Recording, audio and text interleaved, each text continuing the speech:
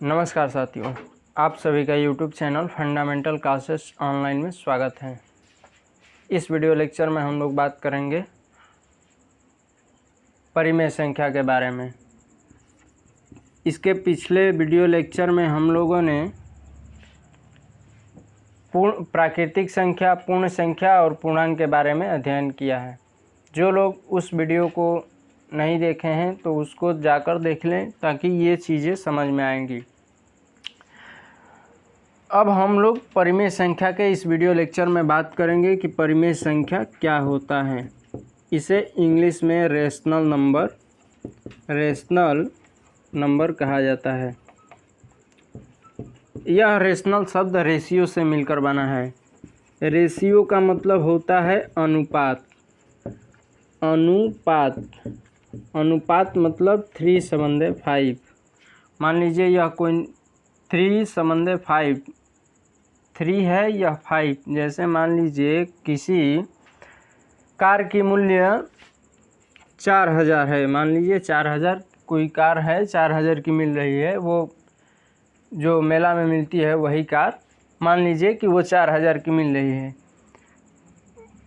और कोई साइकिल है, मान लीजिए वह मिल रही है 1000। अगर इसे अनुपात के रूप में लिखा जाए तो हम इसे इस तरह लिख सकते हैं कि अगर कोई पूछे कि यह कितने कार की जो मूल्य है साइकिल से कितनी अधिक है, तो एक तो तरीका यह है कि हम लोग डायरेक्ट कह सकते हैं कि जो कार की मूल्य है साइकिल के मूल्य से 3000 रुपये अधिक है। दूसरा तरीका यह बनता है कि हम लोग यह भी कह सकते हैं कि कार का जो मूल्य है साइकिल के मूल्य के 4 गुना है। कार का जो मूल्य है साइकिल के मूल्य के 4 गुना है, तो इसी को हम लोग अनुपात कहते हैं, 4/1। तो ये जो परिमेय संख्या है इसी शब्द रेशियो से मिलकर बना है। रेशियो का मतलब अनुपात होता है। अनुपात जैसे मान लीजिए कोई कार है इतने की मिल रही है और साइकिल इतने की है, तो कहा जाए कि कितने अधिक की यह कार मिल रही है, तो 3000 रुपये अधिक की। और इसे अनुपात में बताना हो तो हम कह सकते हैं दूसरे माध्यम से कि जो कार का मूल्य है साइकिल के मूल्य के 4 गुने के बराबर है, तो इसे अनुपात में इस तरह से लिखा जाता है। तो यहाँ से रेशनल नंबर का कंसेप्ट आया। और पिछले वीडियो लेक्चर में मैंने संख्या रेखा पर सभी संख्याओं को प्रदर्शित किया था। जैसे मान लीजिए ये एक संख्या रेखा है, यह एक रेखा है जिस पर संख्याओं को प्रदर्शित किया था। यहाँ पर 0, यहाँ पर 1, ये समान दूरियों पर बिंदु लिया गया है। यहाँ पर 4, इधर डॉट डॉट इनफाइनाइट तक जाना है। फिर इतने ही दूरी की इधर भी बिंदु लेना है। जैसे मान लीजिए यहाँ पर एक बिंदु, यहाँ पर एक बिंदु, यहाँ पर एक बिंदु, यहाँ पर एक बिंदु, ये डॉट डॉट माइनस इनफाइनाइट की ओर जाना है। तो यहाँ पर -1 होगा, -2 होगा, -3 होगा, -4 होगा। तो यहाँ पर प्रश्न यह उठता है कि मैंने तो ये प्राकृतिक संख्या को इस पर रख दिया, फिर 0 के जब सम्मिलित कर दिया तो ये इतनी संख्याएं जो हुई ये पूर्ण संख्या हो गई। जब इन सभी संख्याओं को ले लिए तो ये पूर्णांक हो गया। अब यहाँ पर प्रश्न यह उठता है कि क्या इन सभी संख्याओं के अलावा भी इस नंबर लाइन पर संख्याएं बची हुई है। तो अगर मैं कहूँ कि इसको और इसको जोड़ करके 2 से डिवाइड कर दीजिए, मतलब 0 + 1/2 कर देंगे तो यह हो जाएगा 1/2। अगर मैं कहूँ कि यह 1/2 संख्या कहाँ पर स्थित है, तो आप लोग कहेंगे कि अगर इसमें भाग देंगे तो 0.5। इसका मतलब यह है कि यह 0 से बड़ा है और 1 से छोटा है। इसका मतलब कि इसके बीच में ये कहीं नंबर लाई कर रहा है। तो यहाँ से हम लोगों का यह कंसेप्ट आया कि इन सभी संख्याओं के अलावा और भी संख्याएं हैं जो कि इस नंबर लाइन पर लाई कर रही है, तो वो संख्याएं यही होती है परिमेय संख्या। तो अगर परिमेय संख्या की प्रॉपर डेफिनेशन की बात करूं तो ऐसी संख्याएं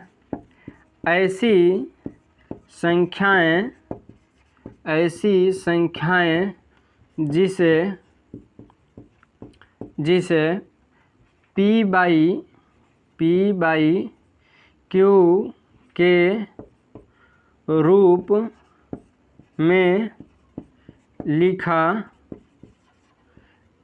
P बाई Q के रूप में लिखा जा सके उसे परिमेय संख्या कहते हैं। अब ये परिमेय संख्या P बाई Q के रूप में लिखा जा सके उसे परिमेय संख्या कहते हैं। जहाँ पर यह P और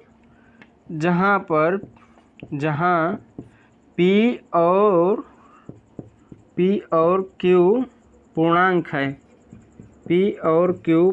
है, लेकिन पूर्णांक में जीरो भी सम्मिलित होता है, तो हमें यहाँ पर Q not equal to zero होगा। पूर्णांक में हम जानते हैं कि पूर्णांक में जीरो भी सम्मिलित होता है, लेकिन यहाँ पर Q not equal to zero होगा। अगर मान लीजिए हम लोग जीरो कर देते हैं तो क्या होता है, अगर कोई संख्या P बाई Q यहाँ पर 1/2 लिख लेते हैं, यह P बाई Q की रूप की संख्या है। अगर यहाँ पर Q के स्थान पर 2 को हटाकर 0 हम लिख लें तो हमें पता है कि जब किसी संख्या में 0 से डिवाइड करते हैं तो वह परिभाषित ही नहीं होता है, अपरिभाषित। इसका मतलब कि इनफाइनाइट हो जाता है, इसलिए हम लोग Q को 0 नहीं लेते हैं। अब इसके एक दो एग्जाम्पल देख लेते हैं कि परिमेय संख्या कौन होती है।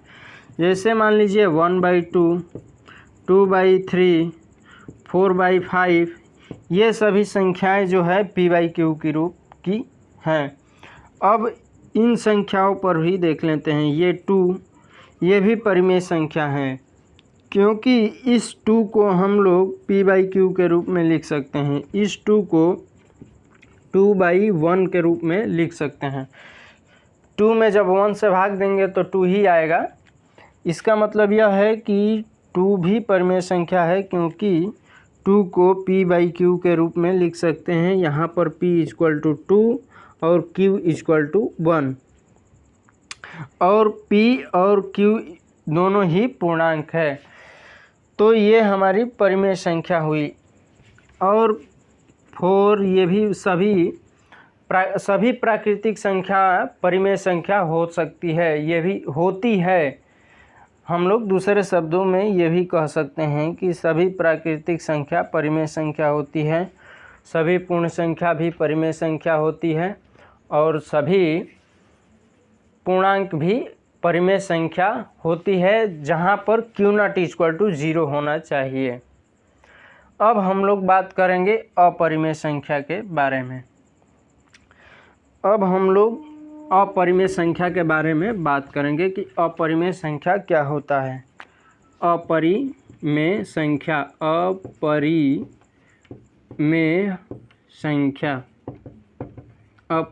संख्या, इसे इंग्लिश में इरेशनल कहा जाता है। इंग्लिश में इसे इरेशनल नंबर कहा जाता है। जो अभी मैंने परिमेय संख्याओं के बारे में बात किया, उन सभी संख्याओं को नंबर लाइन पर प्रदर्शित किया। अब यहाँ पर प्रश्न यह उठता है कि क्या इन सभी संख्याओं के अलावा भी कोई संख्या ऐसी है जो कि अभी इस नंबर लाइन पर बच रही है, तो वह संख्या अपरिमेय संख्या होती है। तो अपरिमेय संख्या की अगर डिफिनीशन की बात करूं तो इसका डिफिनीशन हम लोग यह दे सकते हैं कि वे संख्याएं या ऐसी संख्याएं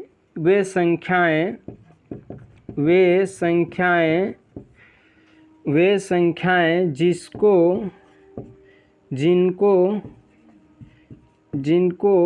P बाई क्यू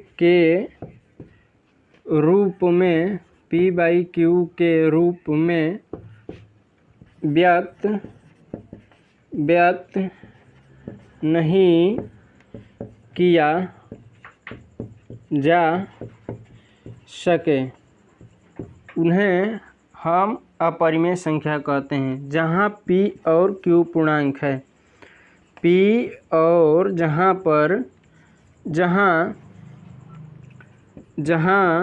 P और Q पूर्णांक है, P और Q पूर्णांक है, तो वे संख्याएं जिनको P बाई Q के रूप में व्यक्त नहीं किया जा सके उसे अपरिमेय संख्या कहते हैं। और P और Q क्या है? पूर्णांक है। इसका एग्जाम्पल देखते हैं कि अपरिमेय संख्या कौन सी होती है। अगर ये इस नंबर की बात करूं, √2 जो संख्याएं हैं √2, तो ये हमारी संख्याएं अपरिमेय संख्या होती हैं। क्यों? क्योंकि इसे हम P बाई Q के रूप में नहीं लिख सकते।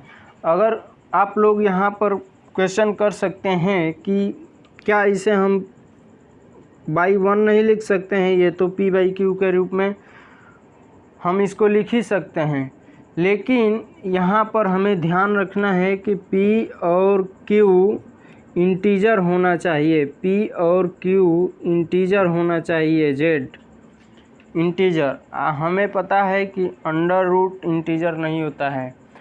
1 2 3 और निगेटिव और पॉजिटिव 0 ये सभी संख्याएं पूर्णांक हम जानते हैं, हमें पता है। ये अंडर रूट वाली संख्या हमें पता है कि वो पूर्णांक नहीं होती है, हमें पता है कि अंडर रूट वाली संख्या पूर्णांक नहीं होती है। इसलिए ये P बाई Q के रूप में तो लिख सकते हैं, लेकिन जहाँ पर P और Q दोनों पूर्णांक नहीं है, इसलिए √2 एक अपरिमेय संख्या है। √5 भी एक अपरिमेय संख्या है। √7 भी एक अपरिमेय संख्या है।